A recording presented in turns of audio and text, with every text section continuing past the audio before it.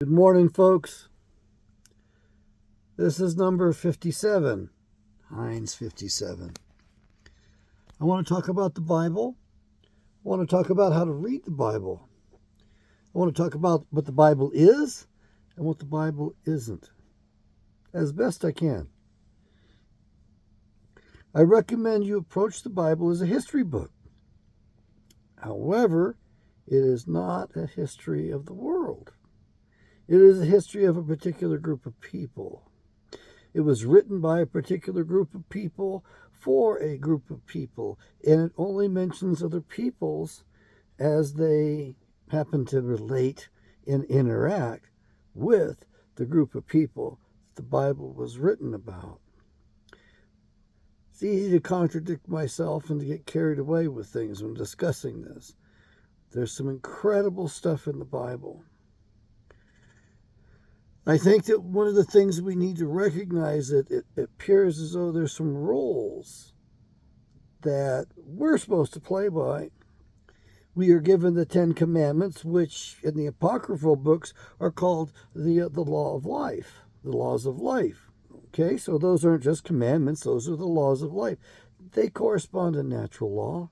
I think they do. You can look those up in Exodus 20. The 10 Commandments are not 10 suggestions. If you want life, good life, you live by those. Some of it just makes good common sense. You don't want to steal. Why? Because the other son of a bitch will kill you. If you're taking his food that he's got to live by or something, what do you expect he's going to do? And that's what we're coming into, times in which people are going to be taking food from other people. The Bible appears to have different futures in it, different days of the Lord, different events. And I believe that we can change the future. So that's just a possibility to toss out there. Also, the Bible outlines some of the guidelines for the evil ones. Yes, they have to abide by a set of rules as well. And one of those, which we are observing, we've been observing for a while and talking about it among each other, is that we believe they have to announce what they're going to do before they do it. For some reason, that seems to give them license to do whatever the hell they want. But they have to tell us about it in advance. And I believe that so they can say, well, we told you so. We warned you. You didn't do anything about it. We told you. So you gave us consent. You gave us permission. So there's an implied consent that they're always after. And they also project the future. Why? Because it's a group of families running the whole show behind the scenes. Long-term planning. Generations. Intergenerational planning. Intergenerational warfare. This is not intergenerational trauma. This is a long-standing war. It's an unlimited war. I know you don't want... Well, it doesn't look like a war, does it? Not right now. You're being attacked all the time. You're being attacked with silent weapons. You're being attacked biologically, chemically, electronically, psychologically, every which way possible. Even radiation is used against you. You don't see it? You don't think it's there? Lorraine, what you doing, huh? You see something? Good girl, good watchdog. She doesn't like something out there, and she likes doing her job. Oh, yeah. I'll pet you. Oh. Come on up here. Yeah, let everybody see you. Oh, yeah. Okay. Tickles. Okay. All right. Okay. All right. Off. Good girl. Oh. Folks, I do offer the best Bible in the world. It's been my main sponsor. I've also picked up Navage because I believe that helps right now. I've tried to be honest with you and showed you my thinking, not just told you what I think, but showed you my thinking. Why do I do that? because I want you to be able to think for yourself, and I want you to be independent. My father always told me what I was supposed to think. He never told me how he thought. And I just wish that he had thought out loud around me so I would understand his thought processes better. It would have been helpful. Would have given me a chance to really model him, a chance to really grow better and easier, but that wasn't available to me. And the family's dynamics were not very healthy. We're not very good. I'll admit that. It's pretty bad. But it looks like most of us have less than optimal family dynamics. That's just the way it is. And of course, families have been obliterated at this point in time in history. The evil one had to go after family in order to take down America from within. And they've done it. They've changed everything up so that we don't have any good grounding anymore. Almost everything that we know or think we know is a lie. And they do that on purpose to keep us off-centered and to give us a lot of anxiety so they can dominate us and rule over us. I think one of the best things you can do is read the Bible, because I think it'll give you some solace. It'll definitely give you some entertainment. It'll definitely give you some opportunity for growth and understanding of the foundations of our current world, current reality. Now, in case you're wondering, an Earth age is 12,068 years.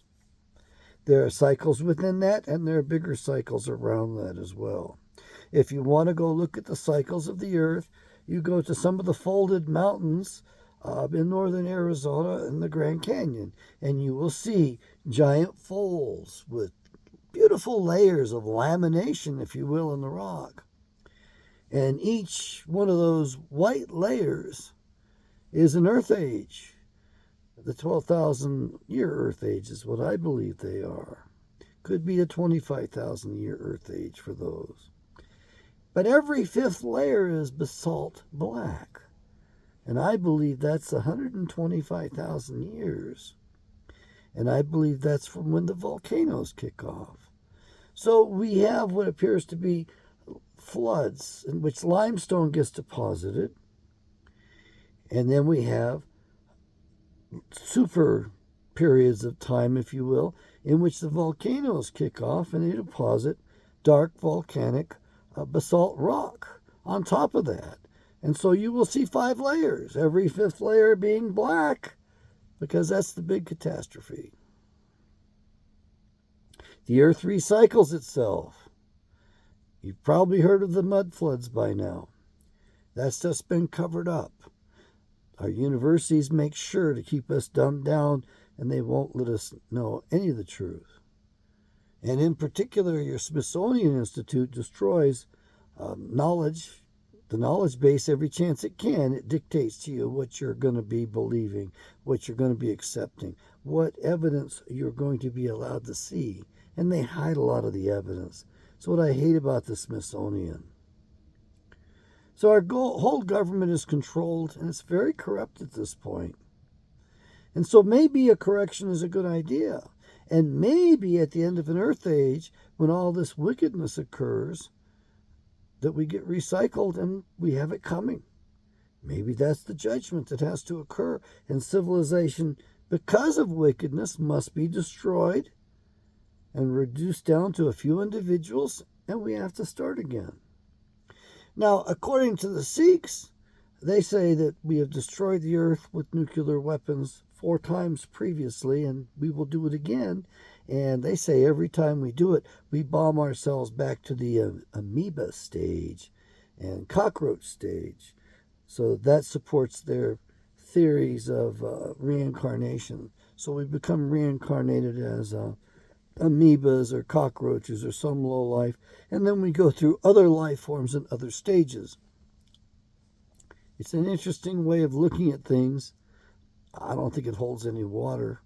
It's got some merit to it, but it's not right, as far as I can tell. So, if you want to know what the Earth age is, you turn to the Bible. You turn to the Apocrypha. I don't know if I can find this for you right now. I can try to look it up in one of these too. I'll go to the big print. I really, those glasses are always, I need to clean those glasses. Last time I saw my uncle, he asked me, when do you clean your glasses? He was right about that. Okay, here comes a big light. We're going to go to the apocryphal books, which of course we Protestants saw fit to take out of the Bible. So you don't have access to it. And I'm going to go for the big prophet, I think, in the apocryphal books is going to be Esdras, Esdras, which is the Latinized, Romanized version for the name Ezra, the prophet Ezra. It's in the Bible properly. He has one book there, and then he has one Esdras and two Esdras here. Now, I've got a dog-eared page in here, and I should be able to find it, but if I can't find it, I'll go to the other one. But what I want you to understand is that he gives us an earth age. Now, the 12,068 year figure, I got that from a fellow who's published. He's a Jewish man, and he's got some good sponsors that won't appear in his videos. And as one of them said, the Jews have already had enough attention. They don't need any more trouble. They don't want to bring this upon themselves. So they don't want to share this with the rest of us because they've had so much trouble. And they have. They've been fingered for a lot of different things. So here I've got two Esdras, and I don't think that's going to work. I'm going to go to this book. This is a small print. This is the King James. What I have is the New Revised Standard in my lap, which is modern English, which I appreciate, and I will go to that. But I've also dog-eared the heck out of this, and I might be able to. Okay, that's the beast system. Here we go. All right, two Esdras. You can see I've got that page pretty well marked. Two Esdras, chapter 14. And it came to pass upon the third day, I sat under an oak, and behold, there came a voice out of a bush over against me, and said, Esdras, Esdras. And I said, Here I am, Lord. And I stood upon my feet. Then he said to me, In the bush I did manifestly reveal myself unto Moses, and talked with him when my people served in Egypt. And I sent him, and led my people out of Egypt, and brought him up to the mount of Sinai, where I held him by me a long season. And I told him many wondrous things, and showed him the secrets of the times and the end, and commanded him, saying, These words shalt thou declare, and these words shalt thou hide. And now I say unto you, that thou lay up in thy heart the signs that I have showed, and the dreams that thou hast seen, and the interpretations which thou hast heard. For thou shalt be taken away from it all, and from henceforth thou shalt remain with my son, and with such as be like thee, until the times be ended. For the world has lost its youth, and the times begin to wax old. For the world is divided into 12 parts, and the 10 parts of it are already gone, and the half of a 10th part.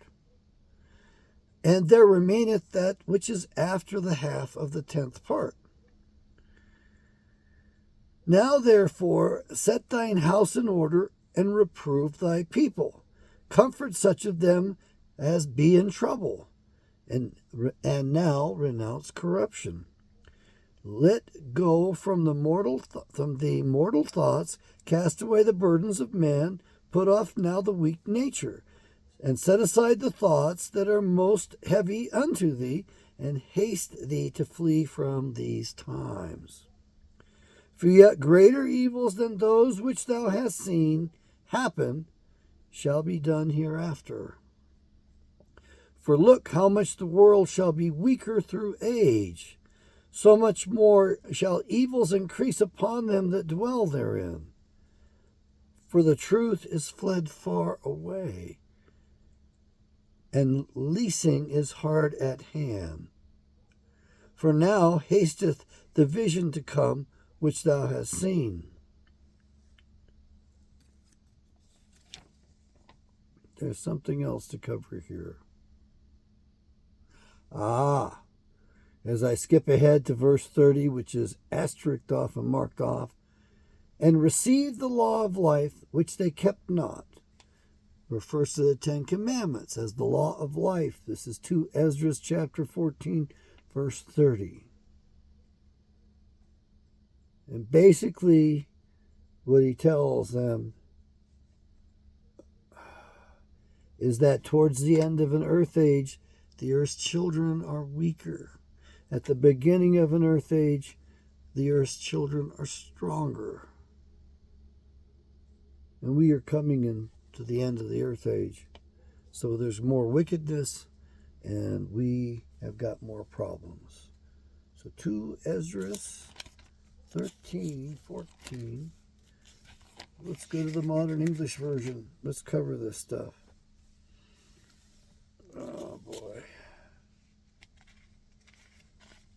This is right after the beast system interpretation in the Bible, which is a continuation of what Daniel started for you. So it's important to read this and understand. Okay, chapter 14, 2 Ezra, modern English version. For the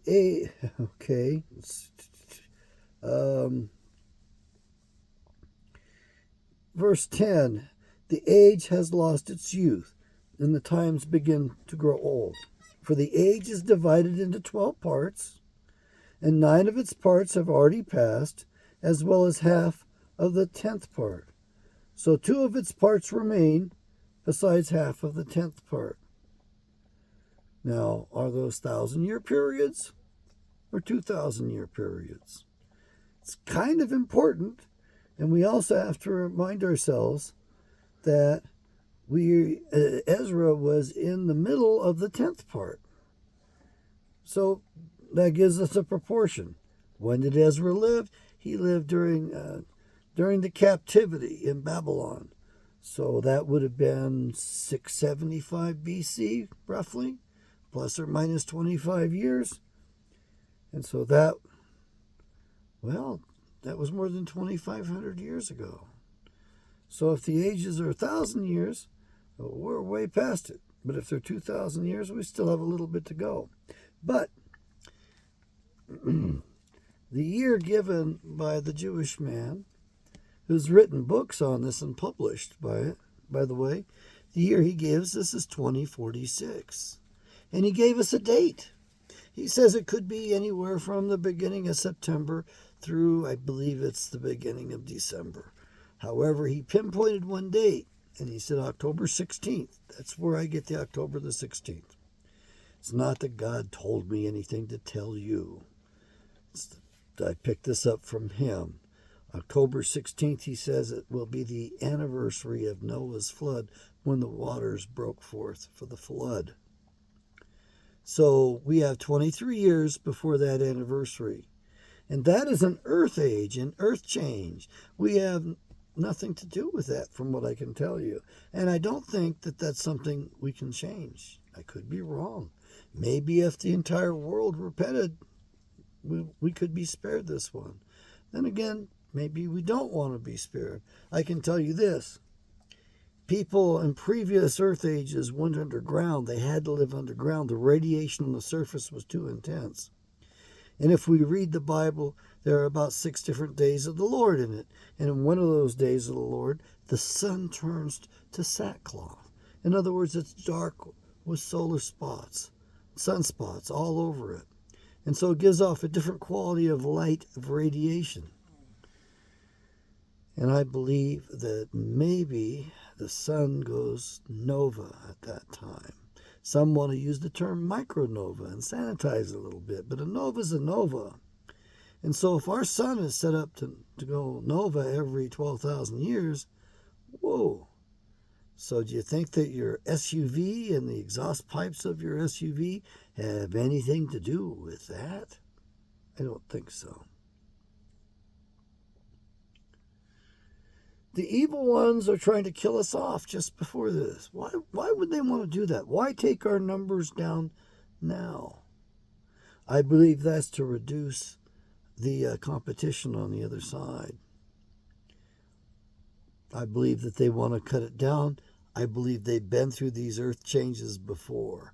I think the evil ones have been on the planet for about 6 earth ages, 70,000 years or so. And we were placed here later. Now, there was a fellow named Usher who did a lot of studies, and he came up with the beginnings of creation, the date for the beginning of creation, if you will, 6,400 years ago. What we think is that Usher actually did mark a date, but he got the date of the fall of Adam. He got the date of the great transgression, which, by the way, Eve committed. Adam partook of it at her behest. Mind you, I think that is getting played out today in our society. Women are dominating men. They're dominating families. They're destroying their families is what they're doing left and right. And they're very abusive, and there are no checks on them. It was the same way for my Uncle Roy and his wife Goldie. She abused the F out of him.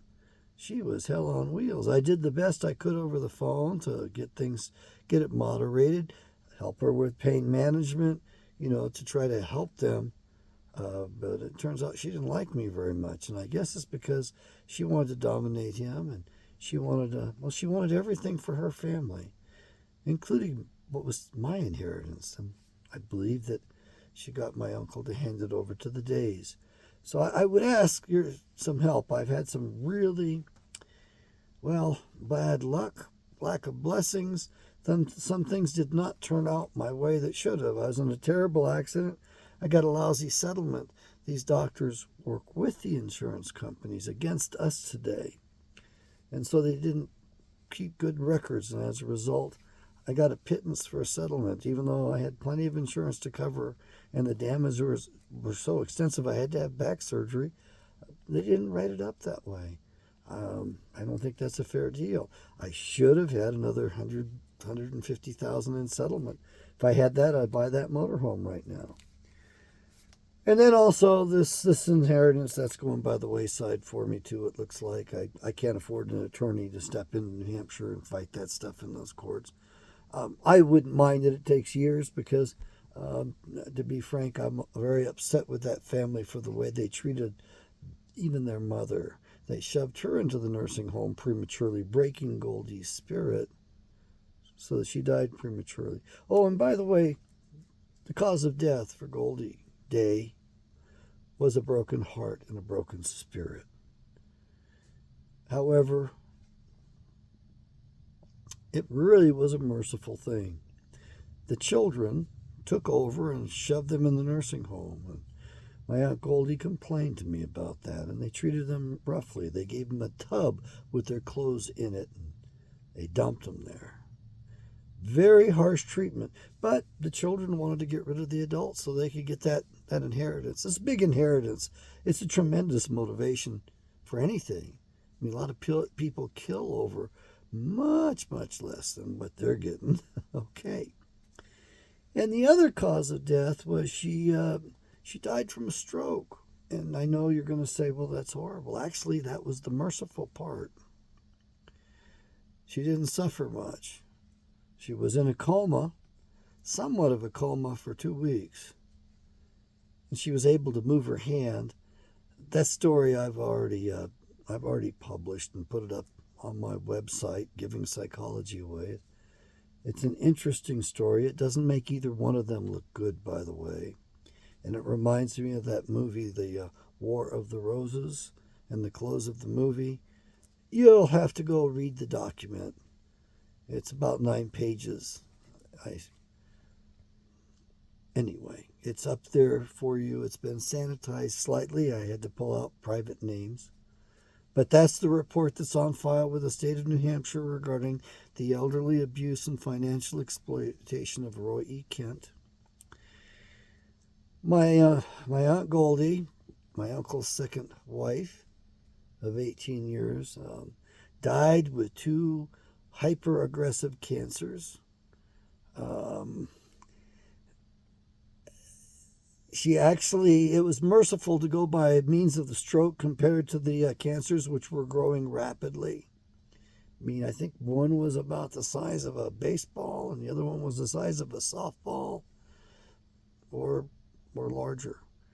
So she had two separate hyper-aggressive cancers. We are seeing more hyper-aggressive cancers because this modern experimentation destroys your immune system.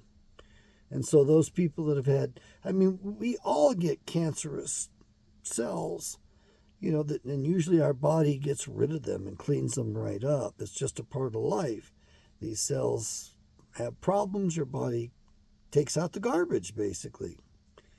But in this case, her immune system had been destroyed because she worshipped that profession that, well, it doesn't deserve what we give it today.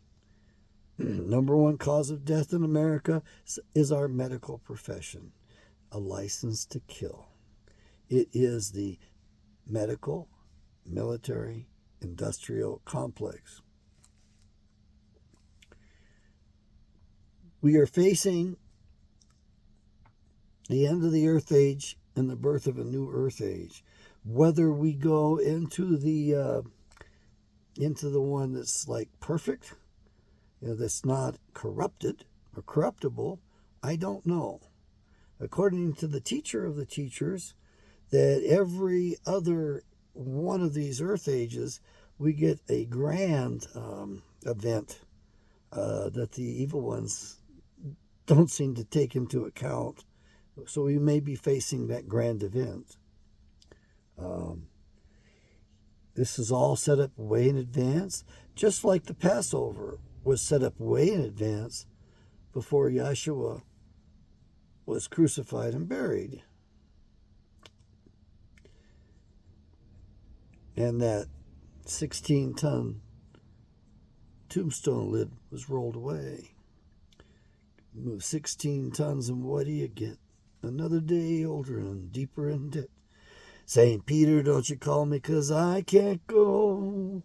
I owe my soul to the company store. That's a song that I remember from childhood on the AM radio in the car. We pulled up and, it was Fort Carson, Colorado. I was in kindergarten and I didn't want to get out of the car because I wanted to listen to the music on the radio.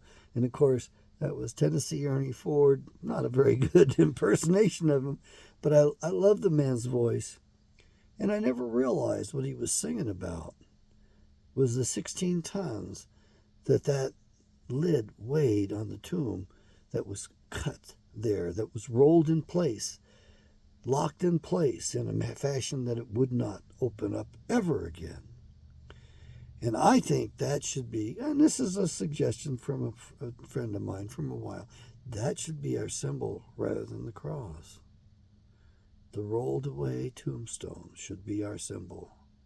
I have to agree. But that's probably another man-made religion, huh? So, I guess I love being, what do we call that? Anyway, hypocrite.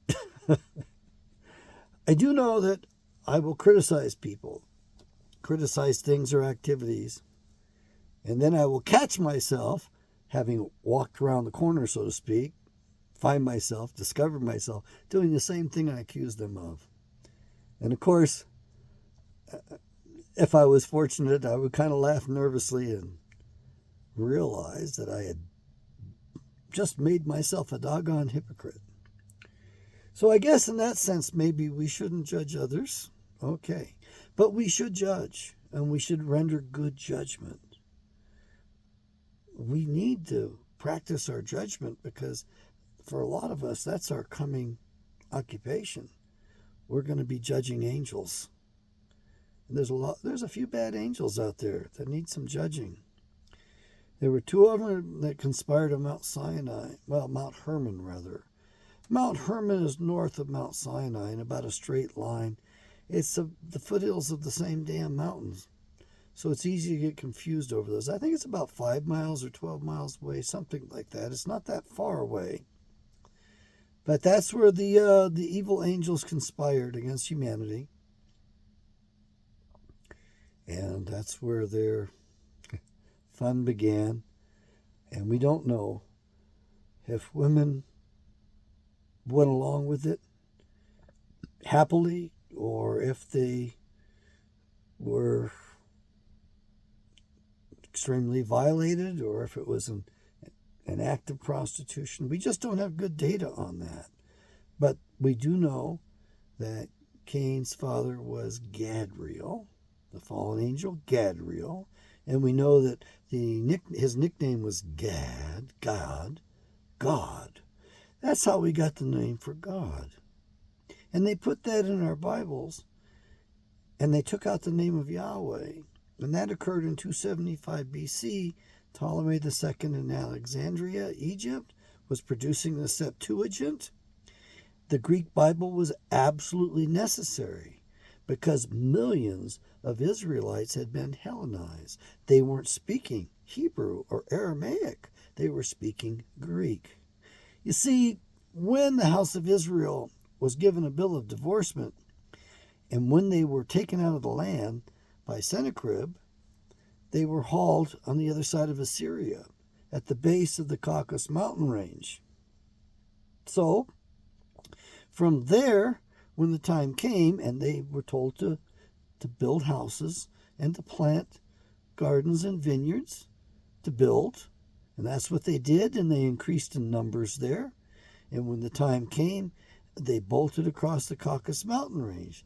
That's how we got to be called Caucasians. And from there, they went into Europe and into the rest of the world. And so we Caucasians, and this probably is not true for all Caucasians, but I don't know if it's even the majority. I think it would be, though. So we Caucasians are actually the original people of the covenant. They don't want you to know that. They don't want you to know that because then you might realize that you aren't that bad. You might also realize that this is your inheritance and your heritage you've been denied, and you're being cheated out of your inheritance, like I got cheated out of my inheritance, or I guess I'm scheduled to get cheated out of it. I don't know if I can mount any kind of challenge on that. I'd like to.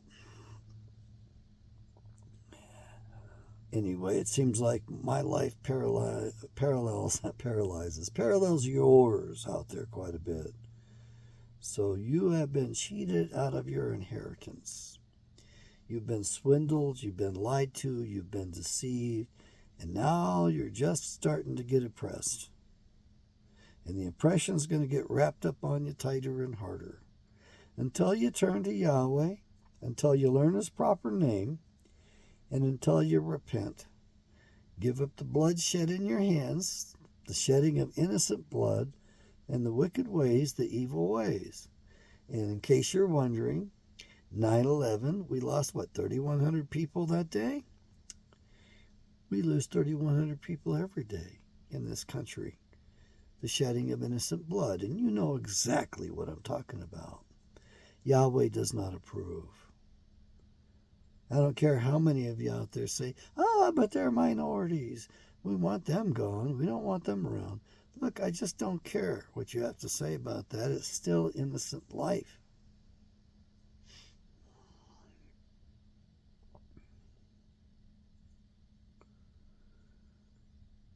So not only are we dealing with the end of the earth age, we're dealing with the wicked ones who are enforcing Yahweh's word now. That's right. They're doing His will. They're executing His judgment upon us. And in case you're wondering, that nuclear war is right there in the Bible. It's right in front of us. It says, Yahweh says in the major prophets, as Sodom and Gomorrah and their neighbors were to me, so are you to me. Which means basically, I'm going to nuke your ass just like I did Sodom and Gomorrah. Now, There have been other uses of nukes on the planet.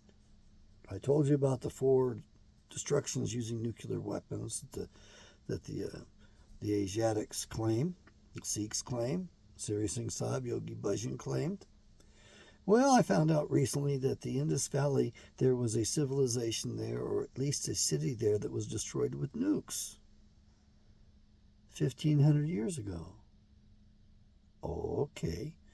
1,500 years ago puts it about 700 AD. Who the hell had nukes then? And if they had nukes then, where were they at? Who were these people on the planet? Where were they hiding? They had nukes. Where were they hiding? And did that civilization in the Indus Valley develop bad character like Sodom and Gomorrah? I mean, it's not just sodomy that they practiced. It was horrible, wicked stuff that they did to strangers and foreigners and to others. It was really bad. You read about that in the book of Jasher. I don't have it handy. It's in storage.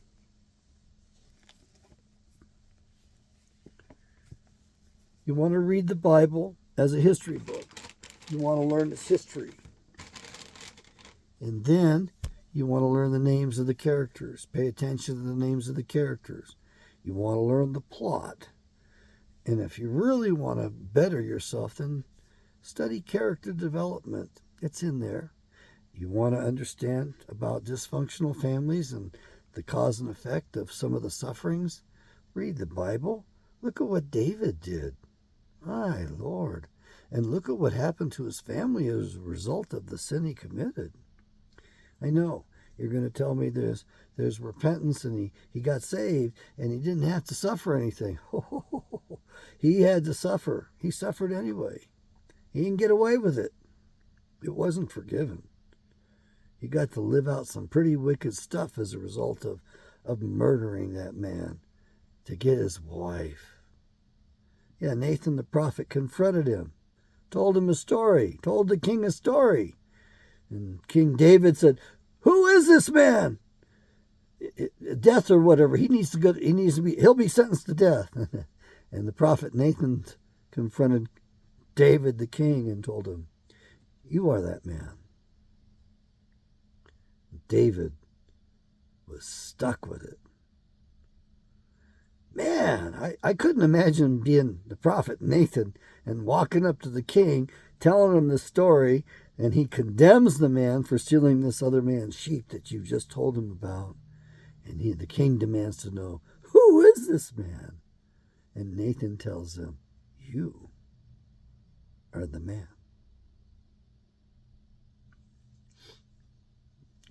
Really cost him his whole empire when you look at it. Folks, do me a favor, like these videos. Ask your friends if they're believers. If they're believers, then send them a link. Share it with them. Don't give this to non-believers.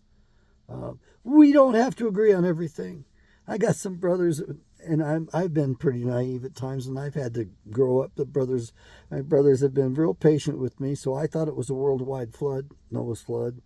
Now I think it was a local flood. So I've joined that camp. And of course, we don't have to agree on this. We will agree on core things, of course. And we will agree that someday we will know the truth and the facts about this, because Yahshua told us he's going to come back here. He's going to explain it to us all. I'm looking forward to that. I really am looking forward to that. I think I may be alive to see that. I mean, that would be wild to live during that. Well, it's wild to live during this period anyway, but to live to see the return? Ooh, baby. Yeah, I think that would be a life worth living. We all are given so much time on this planet. That's it. We get a few trips around the sun, and that's kind of all she wrote for this life. However, when we pass, our soul separates from this body. We shed this body like the old clothing it becomes, and we move on. And if you make it, you get to visit other people. You get to see your rewards. Then you take your place. until everybody gets lifted up and the great judgment.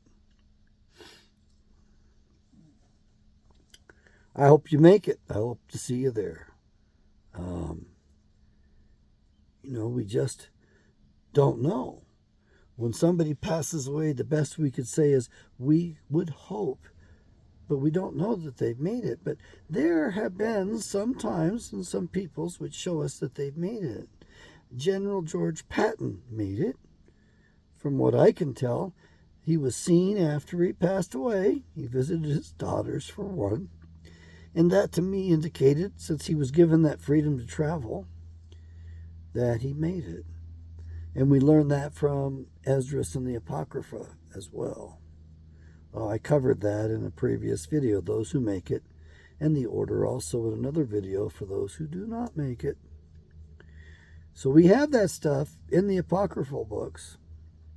We also have the first Christmas, and we have the abomination of desolation, and what leads up to that bloody 25th of December, which is not Christ's birth. I believe he was born September 11th. I could be wrong about that. It's just this hunch that I have. The spirit, no angel showed up and told me that or anything. But it only makes sense that the evil ones, they never do something without deep meaning to it, that they would try to spoil the birthday of Yahshua. So I think it was September 11th, 4 BC. I'd love somebody to look that up for me and send me a message about it.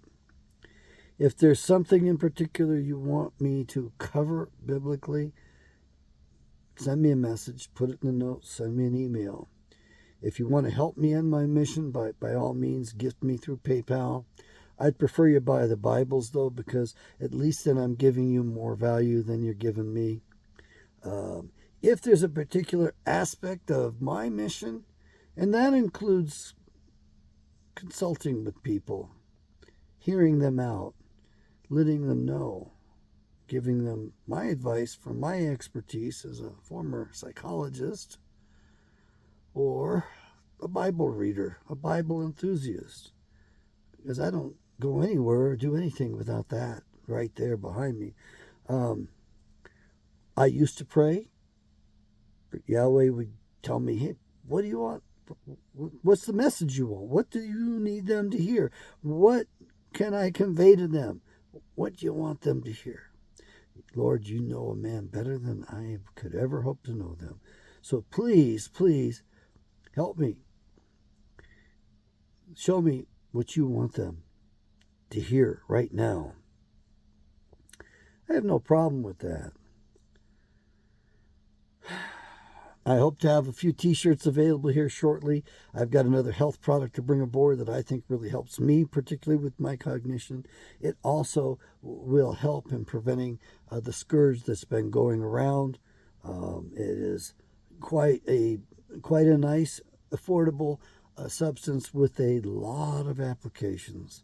It is a metabolic medicine. And of course, Big Pharma doesn't like it because they can't make a whole lot of money off it.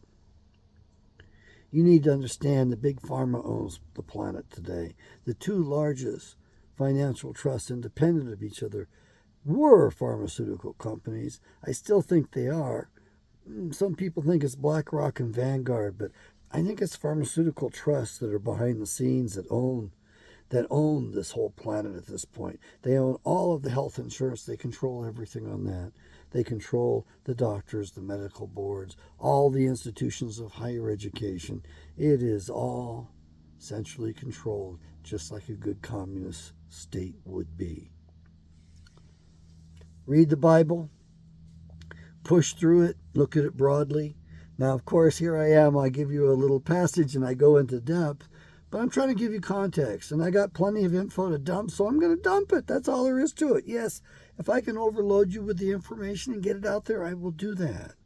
And at some point, you're going to hear me repeating myself. And at some point, if I start boring myself, then I may just stop doing this stuff.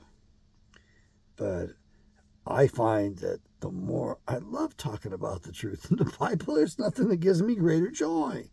Oh, I miss the hunting and fishing, and I did with my dad. Those were wonderful days. Oh, yeah. I miss some of the travel that I've done across the country, some of the stuff that I've seen. I just got to spend almost a month up on the mountain, kind of getting driven off that lack of supplies. And I've got to have good communications for the next stage of things I have to go through here. I do my best to live according to what the Spirit dictates. It'll wake me in the night. I'm like, okay, fine, I'll get up. I'll make the video. I'll ask for prayers. I'll do this. I'll do that. Whatever it is you want, Lord. Yeah, I do whatever Yahweh wants as best I can.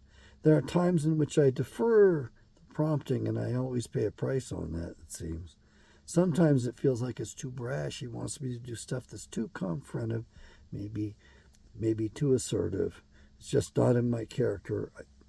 I don't like the fighting and the arguing, but it is such an evil world at this point that if you don't stand up for yourself, nobody else is going to do it. Yahweh really helps to pray to Him and ask for His insight. Problem is, when He tells you to do something, you got to do it. May Yahweh bless. This is number 57.